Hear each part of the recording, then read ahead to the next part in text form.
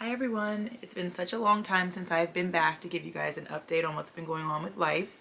Things have been really busy. The baby is almost 8 months now, so a lot has been going on. But if you are new here, my name is Sherry and I create content all around our infertility journey. Now that we have a baby, my content is more mommy focused. But there is a piece of the story that I have not shared yet. And we've kind of kept this to ourselves for a while. A lot of you have reached out to me personally on Instagram through DM and just asked me, what was the key to our success with getting pregnant finally. Ella was our fourth transfer, so we had three transfers before her, and then finally on the fourth try, we were able to have success. My goal and my mission with my channel is always to provide information to help you guys along the way. So this part of our story is something that I always wanted to share, but I did want to keep it kind of close to us for a while until we had time to bond and, spend time with our baby and get through pregnancy and everything. But I feel like this is a big part of the story that is really a beautiful part of her story. And I hope that this inspires you all if you are struggling with infertility, you've kind of come to like that bump in the road where you're like, nothing has been working. I don't know what to do next. And you kind of want to explore some other options. So Ella was conceived through the use of donor eggs. And so that was something that we decided that we would explore probably like after our second transfer, I would say. I am almost 45, and so at the time when we conceived Ella, I was 43.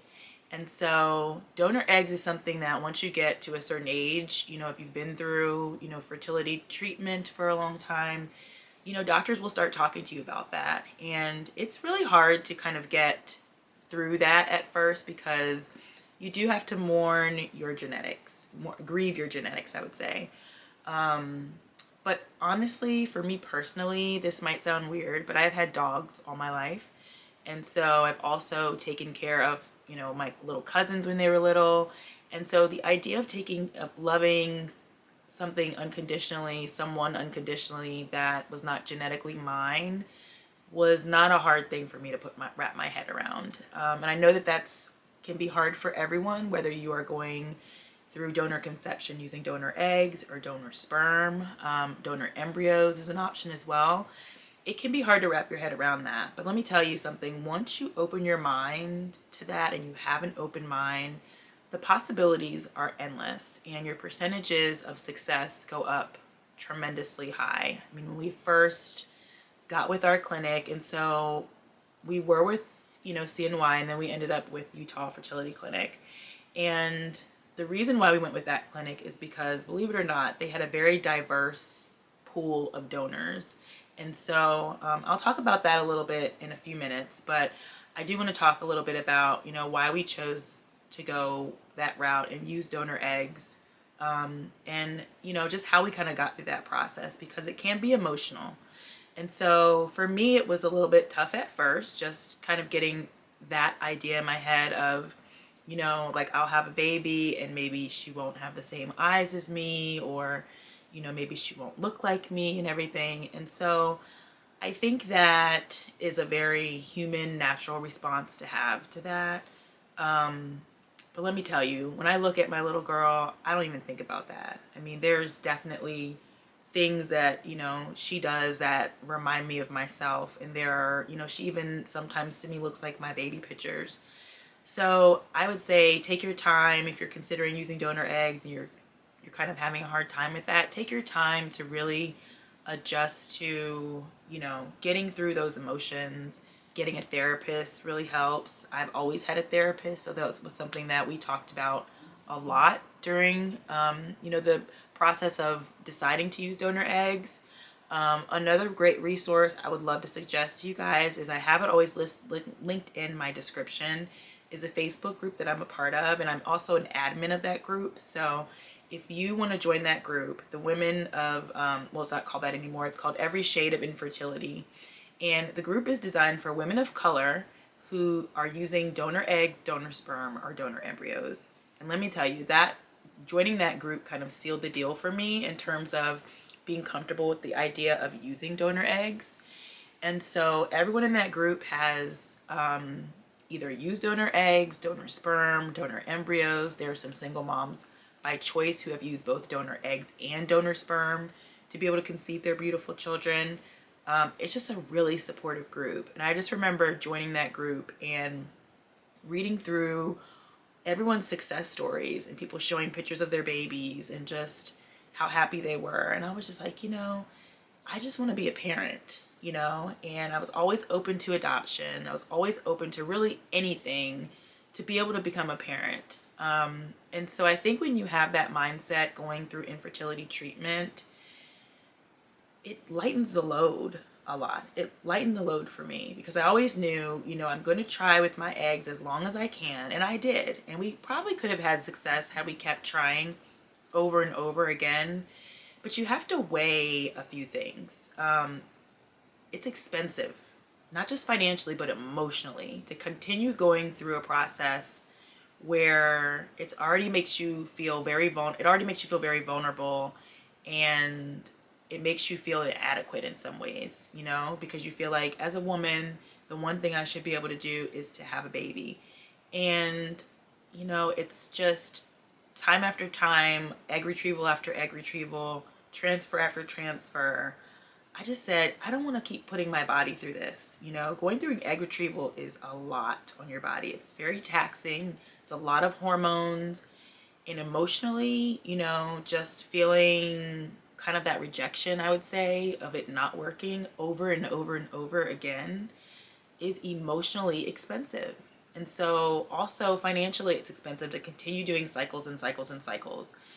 And not have success with your own genetics. And so there's no guarantee that even using donor eggs or donor sperm or donor embryos is going to work. But I think my clinic told us that our chances of being able to conceive would go up, and we would have a 75% success rate. And to me, I was like, I'll take that. I will take it. Now, we did 2 transfers at another clinic at CNY with my own eggs. That did not work, unfortunately. And then we actually got 4 donor eggs from CNY, and we only got 1 embryo from that, and that embryo was not tested. So we really wanted the opportunity for us to be able to have more than 1 child. And so with just 1 embryo at CNY, that wouldn't have given us a chance to have, more than 1 child unless we chose another donor. And unfortunately, sometimes it's a region thing. CNY is in Syracuse, so there just weren't that many women of color there, to be honest. And so I really wanted to go somewhere that had a larger pool of donors of color, so that we could have more than 1 embryo, so that if we wanted to have another child, we would be able to have another child, and they would be full genetic siblings. So same donor eggs, same sperm. And so that's why we ended up at Utah Fertility Clinic. And surprisingly, believe it or not, I don't know what's going on in Utah, but they had a very diverse pool of candidates. And in choosing a donor, you want to choose a donor that you are 100% sure about. This is not like any other selection you probably would ever make in your life. Once it's done, and you can't change it. So you need to make sure that you're choosing someone that you really, really feel connected to. And so again, I'll talk about how we chose our donor. But that's why we went with Utah Fertility Clinic. And we still have embryos there. So if we want to try for baby number 2, Ella and that baby will be full genetic siblings. And I do not regret any decision that I've ever made. And I feel like this part of Ella's story is such a beautiful part of her story, because I really want her to be proud of how she was brought into this world and how she was conceived. Just love. We wanted a child that we would love and that would at least have half of our genetics. And that's exactly what we got. And I plan to tell her story. I've already told her story. She's too little to really understand it. But talking to her about it at this young of an age will make it a common thing for her, so that when she's older, it won't be like this big huge secret that comes out and she's like, oh my God, like my identity has been hidden from me all my life. No, I want it to be something that she is aware of. She knows that there is a donor that helped mommy, gave mommy a very special seed, and we borrowed the seed and she gave it to us, and she was happy to give it to us so that we could have her as our beautiful daughter. And I'm sorry, I get a little emotional when I talk about that, because I hope that she loves that story as much as I love that story, because it's beautiful. And there are so many children in this world that are donor conceived that people just don't know because people don't talk about it. And you have every right to keep, you know, things to yourself. But the more that we talk about things, and I say this all the time, this is a big part of my channel, the more that we share our stories, the more that others don't feel alone. And so the point of sharing this with you all, you guys have been here with me from day one, so I would not feel right if we didn't share the full story at some point. You know, it's our right to share if we want to or if we don't want to, but I just felt like this has always been something on my heart that I would share one day, because it's a beautiful story. And donor conception is something that is the most selfless gift that someone can give to you, is the gift of life. Donors that give, you know, donor sperm, donor eggs, people that donate their embryos to families to adopt, like, the gift of life is priceless, and it's the most precious gift that someone could ever give you. And I am forever grateful to our donor for this selfless gift that she's given us in being able to have our daughter. And so if you are on the fence about donor conception and using a donor, you know, donor eggs or donor sperm, and you need some support, I encourage you to join the Facebook group. I have it linked below. And then if you'd like to reach out to me, you can. I'm going to talk about this more on my channel, because it's beautiful. And I want everyone who wants to become a parent to be open to the options of becoming a parent. And once you open your mind, the possibilities really are endless. It sounds like a little tagline of such. Maybe I should use that. But yeah, like, it's just amazing. And I have the most amazing group of women around me that have children that have been donor conceived as well. And to have that community for your child, for them growing up, that's going to be so important. You know, they have other kids that they can relate to that look like them, you know, that, you know, have grown up in households similar to them, that they can talk to when the time comes up for the story to be shared. They can talk to, you know, Ella can talk to, you know, my friends that are parents to donor conceived children as well. She can talk to their, you know, children who will be their closest friends growing up. And I think it's important to have a community around you where you feel supported and you feel like you can share this story and they understand it with your kids, some of the issues they might go through growing up with identity and all of that kind of thing. But our goal is to always be honest with her, and hopefully that will, you know, hopefully that will help her to love her story just as much as we do. Now I want to talk a little bit about how we chose our donor, and some things that if you're going through this that you can keep in mind to help you when you are choosing a donor. Now, our clinic lets you see both adult and baby pictures of the donor. And it's not all about looks. It's not all about like a resume. It's a combination of a lot of things in terms of how you choose a donor. And I will just share how I chose a donor. At first, I was looking for my twin. I was looking for someone that was my height, which is 5'10", someone that looked just like me, you know, and I was feeling very discouraged because you're never going to find another you. And I want you to understand that, and I want you to absorb that, and I want you to really let that sit with you, because it should make you feel empowered that you as an individual are unique, you're beautiful inside and outside. Now, I understand the need to want to choose a donor that resembles you or someone in your family. Now that can be important, because sometimes you don't want kids to feel like they don't belong or things like that, but there are people that have used donors of other races completely, and that's beautiful and that's fine too. So you have to choose someone that resonates with you in whatever way it is. For me, it was about, yes, I wanted someone that was a woman of color. That was very important to me, because as a Black woman, raising a child in this world, I wanted her to be able to have me as her Black mom to understand maybe what she goes through as she grows up in this world. And so for me, choosing a woman of color was very important. Secondly, so I wanted a woman of color. That was very important to me. I wanted someone who resembled someone similar to me or someone similar in my family, just so that, we look like, that we look like, a family. No, she's not going to look exactly like me. As a matter of fact, she looks exactly like her dad. She looks like a lighter version of her dad. And that's the other thing, you guys, is you can have a baby with your genetics, and as the mom, your baby could still not look anything like you. So I say that to say, we could have not used donor eggs, we could have used my eggs, and our baby could have come out looking still exactly like her dad. And so I am so thankful for that. I love looking at Ella and seeing Talashi in her. It's wonderful. So I did want someone that was similar to maybe like she resembled maybe someone in my family.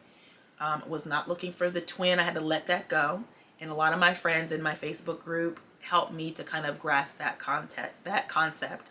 And they said, once you let go of looking for your twin, the possibilities are going to be endless. And you'll have a much wider range of donors to choose from. And they were right. And I felt so much pressure taken off of myself. Another important thing for us was the health background. And so our clinic does genetic screening on the donors, so if they have any like genetic diseases or issues off the bat. That was very important, is to have someone that was healthy first and foremost. That was a big deal. We also screened, Talashi was screened for genetic issues. He was clear of everything. So even if our donor had something that came up, because Talashi is not a carrier for anything, our baby would not end up having that genetic disease. And so that was really important to us too. And I would say that should probably be number one, is make sure that you're choosing a healthy donor. Also choose someone, if you're going through profiles, you want to choose someone that has had success. And when I mean success, I mean that they've actually had pregnancies as a result of pregnancies and healthy babies born from their eggs. Your clinic or your egg bank should be able to give that information to you. I asked for it in depth, like how many pregnancies, have been, how many pregnancies have resulted from use of these donors' eggs, and then per cycle, like how many normal embryos were there out of the batch of eggs? How many eggs did she donate? And out of that, how many normal embryos did they get? Those kind of stats should be like number 2 on your list. So you want to make sure their genetic background is good. Number 2 should be their success rates. Your clinic should be able to give that to you. If they can't give that to you, then that would be a big red flag to me. I would find another clinic, or I would find a donor egg bank that your clinic would work with that could give you that information. And then once those things check out, then you can think about things like features, like what features are important to you, or what would make you feel comfortable, when you're choosing this donor, someone that you're choosing for the rest of your life in terms of, everything that your baby is going to get. And then from there, our donor had a very detailed profile about her genetics, her family history, if anyone in her family had any diseases. So we were able to see all of those kinds of things, like if anyone had like cancer, anything like that. We were also able to see like, education background and what her interests and hobbies were. And why she wanted to donate her eggs. I mean, those things really spoke to me, because like this person gave us the biggest gift she could ever give to us, but I will probably never meet her, and so I want to know who she is. I want to know what her interests are. Like, what is her favorite thing to do? What are her hobbies? What is she, is she active? Does she like to exercise? And clinics that are able to provide you kind of that essay information of like the qualitative information, which is all of those interests and likes, in addition to the quantitative information, which is like the medical history and everything, I want all of that so that I can choose the right person. Now, some people are into wanting someone that is college educated or, has a certain profession or a degree in those things. And to me, those things were not as important because I feel like, those things are not always inherited. Those things are more nurtured. Like Ella will get exposed to, the traditions in our family through the way that we nurture her and grow her. And to me, being very specific about like career and college degree and all that, that to me was going to eliminate a lot of donors from the pool for me. And so if that is your concern and that is something that is important to you, by all means, make sure you find someone that has exactly what you want. But for me personally, those things were not as important because I know that we will raise her in a way to where we will expose her to those things.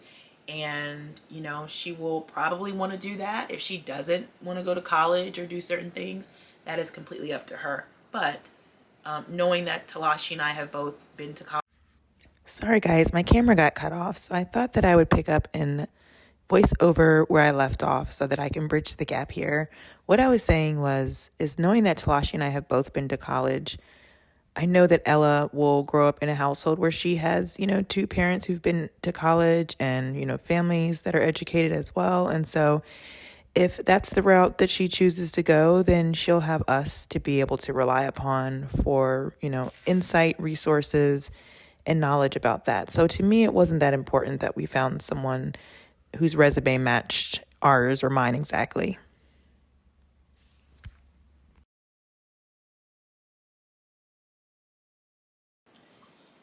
And there are some days where, like I might have some insecure moments where I think about certain things, once she knows her story, if she will, look at me differently or things like that. And I know that it's silly. And I know that really what I've always heard is that, where children who are donor conceived have issues is when they don't know their story at an early age and they're told later in life. And so their whole identity is questioned because they've thought one thing and then now they've been told something different when they're teenagers, and their whole life to them is like, well, why, haven't you explained this to me? Their whole life seems like a sham. And so I would never do that to her. Like I said, we've had these conversations. Like as soon as she came home, I started telling her about her story. And so that will never be the issue in terms of her not knowing, from the beginning. But of course, you just sometimes feel a little insecure about it. And this was another reason why I did not want visitors right away. I did not want people in the hospital. I did not want people here when we came home, because when you are having a child that has been donor conceived, you really need to give yourself bonding time, because the other thing is that some people don't bond right away when they have, children, period. Not even if they're just donor conceived, but a lot of times it happens when children are donor conceived is that you might take a little bit longer to bond with your child, and that's fine. I gave myself extra time. I didn't need it, honestly, because I felt very bonded to Ella because I carried her in my belly and I could feel her grow every day. I could feel her moving in there. And that's the beautiful thing about using donor eggs or donor sperm, is that you still get to be pregnant. And I think that that really does help with bonding in this situation. So I didn't need that time, but I took it. And I do feel like Ella and I have a very secure bond with one another. She's very attached to me. I'm very attached to her. And, when I walk in the room, she's laughing and happy to see me and smiling. And sometimes when I leave the room, she's upset and crying. And I really attribute that to the way that I thought for that time to bond in the beginning without everyone around trying to take her away from me and all those kinds of things. So make sure that you are setting boundaries for yourself. If you do go the donor egg or donor sperm route and you're going to have, your baby through pregnancy, make sure that you are giving yourself time to bond without everyone around you. And then if you don't want to tell people about using donor eggs or donor sperm right away, then you don't have to. We didn't tell our families until after Ella was here, because it's enough when you're going through it on your own. But I will say, find someone that you trust, that you can share this with. And for me, in the beginning, that was strangers that I met in my Facebook group. And I have some of my closest friends are a result of being in that group, and we have been through this journey together of having failed transfers with our own eggs, going through selecting a donor, going through, fertilization to make sure that, the embryos were created, and that we had normal embryos, and then transfer, and then getting pregnant. And we've been to each other's baby showers, and now we're getting ready to celebrate, first birthday parties. So like, you got to find your tribe. And sometimes that's not going to be, your best friend you've had since you were 2. Like, it's just may not be that. It might not be your sister. It may not be your brother. It may not be, your aunt or your uncle or whoever you've been close to. It might not be that person. And so I want you to open your mind to that. And the way that you're going to find your tribe and that you're going to connect with people is through Facebook groups. Social media can be a blessing and a curse. And my goal is to always use social media as a tool to help you all, because it helped me. And so my content is always geared at helping you to kind of get to the next step based on my experiences. And so I found my tribe, and I love my tribe, and I hope that you can find yours too. And if you're going through, the idea of maybe using donor eggs or donor sperm, just let me know. And if you need to vent and get some things out, we can talk about it and talk through it. So yeah, that is how we chose our donor. Some things to think about and consider, like I said, is making sure you're giving yourself time to kind of adjust to each step along the way. Time to, adjust to not using your own genetics anymore. Time to adjust to, okay, now I need to pick a donor. Time to adjust to, I chose them. Now it's time to move to the next step, which would be like fertilization. So all of that to say is, give yourself grace, give yourself time, and you can have a beautiful family. Families are not made all the way always from genetics. Just because some parents are full genetics, like with their kids, doesn't make them a good parent, I mean, there are plenty of families that adopt kids that, have given their children, much better lives than they would have had maybe with their biological parents. And my goal has always been to just be a parent. I just wanted to be a mother. That is it. I wanted to be a mother. I love my dogs like they're my children. And so I knew that having a child with donor eggs would be a no-brainer for me. I would be completely open to that, as long as I found someone that resonated with me and that I was 100% sure about. And so that is my advice to you, is make sure that you find someone that is you're 100% sure about, whether you're using donor sperm or donor eggs. Use a really good fertility clinic that has a really good success rate, and they have really healthy donors that have been fully vetted, and that they know how they do and how well they do.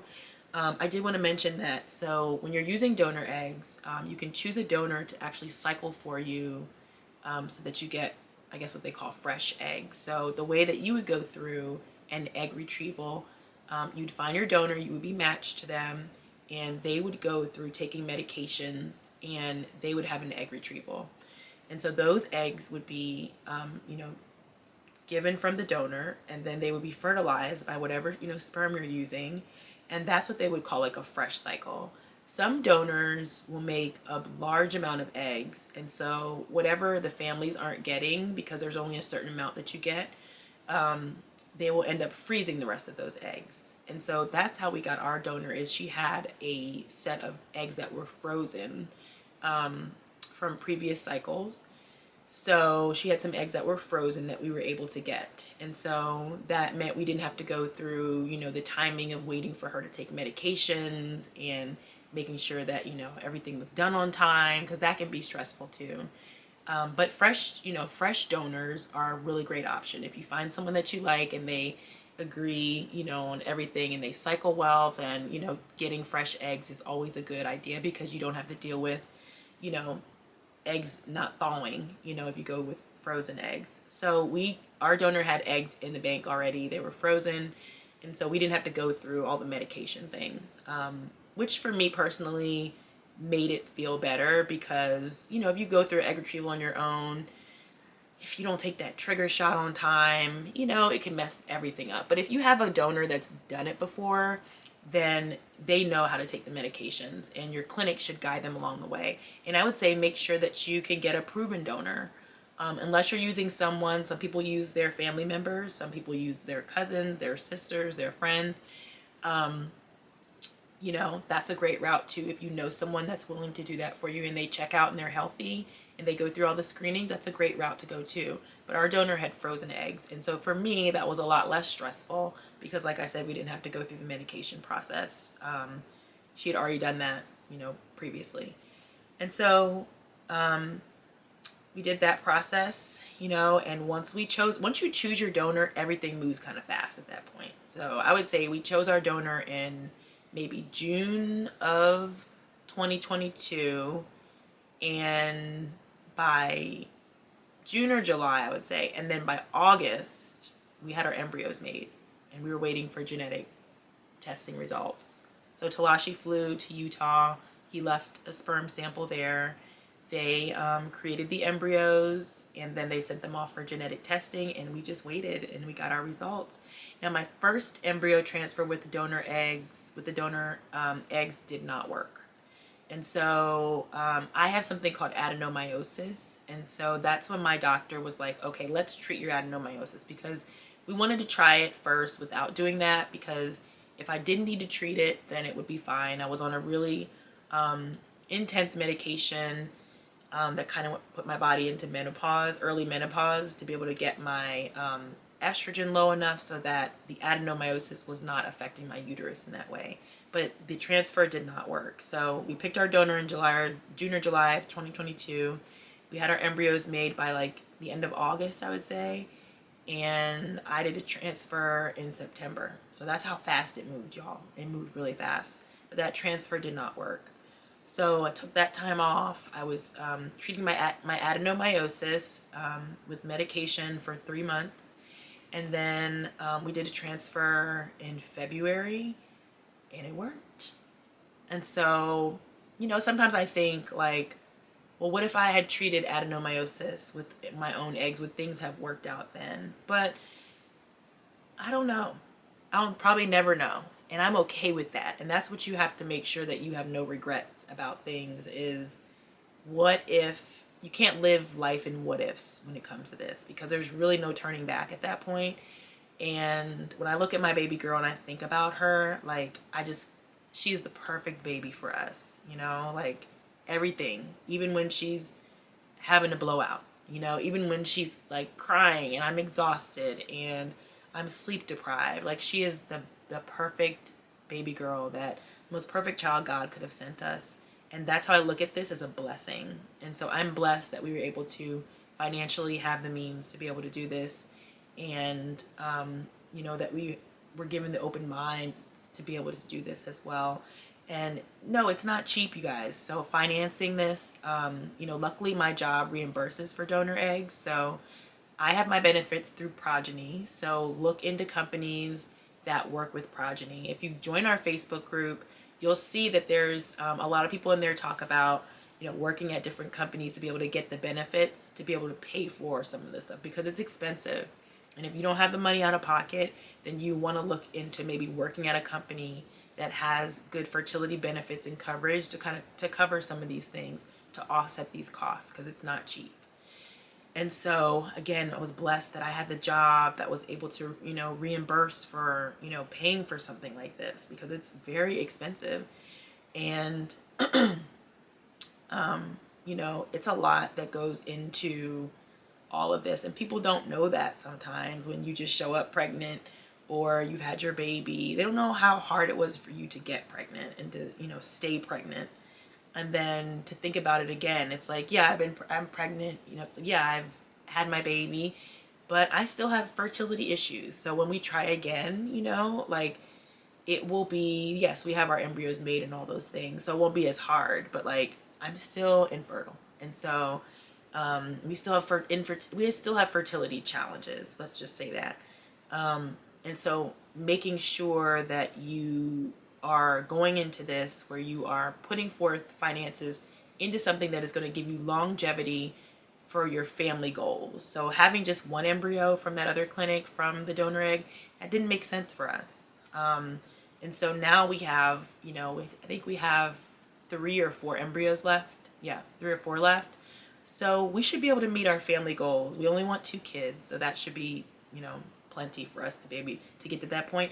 But you know what? If we are not able to have a second child, I will be completely happy and content with our baby girl, because she is more than I could have ever imagined, just in terms of pure joy. And again, I hope that this helps you. I can come back and give more content about donor conception. If you'd like that, let me know. Comment below. If there's questions that you have about this, if you're not comfortable putting that in a comment below, please reach out to me on Instagram through DM. But I also want to encourage you guys to follow me on TikTok, because I am going to be making more content there regularly about this topic as well. And if you would like to join me, for more like content on this and where you can ask me questions live, I am going to be doing TikTok lives a couple times a week. So that will be a safe space where you can come and ask questions about my journey, maybe about your journey. I cannot give any medical advice. I'm not a doctor. Everything is based on my personal experience. So if it's a medical question about like what medications you should take and this, that, I cannot answer those questions. But if you want to ask me questions about my journey as it relates to donor conception or just IVF in general, please come and join me on TikTok live. I'm going to be going live on Monday, which is tomorrow, at 9 p.m. Eastern Standard Time, with the creator of the Facebook group, Every Shade of Infertility. Her name is Sharonda. She's amazing. She has helped me so much along my journey. I would probably not have Ella if I had not met her, because she opened up my eyes so much to donor conception, and she is the reason why I ended up at Utah Fertility Clinic. She had such great reviews about them. So she and I are going live, and we're friends. We're really good friends. And Ella has met her several times. And so we're going live on TikTok tomorrow at 9 p.m. Eastern Standard Time. We're going to be talking about my journey. I'm going to be talking about donor conception and about our journey there. So make sure that you're connected with me on TikTok. And then you should be able to register for the TikTok live tomorrow. So if you register, it'll notify you, because I know sometimes like we forget that things that we've, said that we want to watch. So if you register on my profile, then it will notify you once we're live. But I hope that this helps. If you have any questions, if you made it this far in the video, thank you for sticking around. If you have any questions at all, please let me know. I'm also actually working on a children's book that will be a tool that parents can use to explain to their children that are donor conceived how they were conceived, and it's based on Ella's story. So as soon as I have that done, I will be sharing that with you guys, hot off the press. So stay tuned for that. But thank you guys for tuning in with me and staying along this part of my journey. I have shared with some of you privately in DM that have reached out to me about, how we had success, but I had not kind of made like that official statement of what happened, of like what we actually did and what the details of that were. And so I hope that this helps you, to encourage you and to help you reach your family goals. So make sure you're subscribed to me here on TikTok, Instagram, and comment below and let me know that you enjoyed this video. And if you have any questions, let me know. But I will be talking to you guys soon. Bye.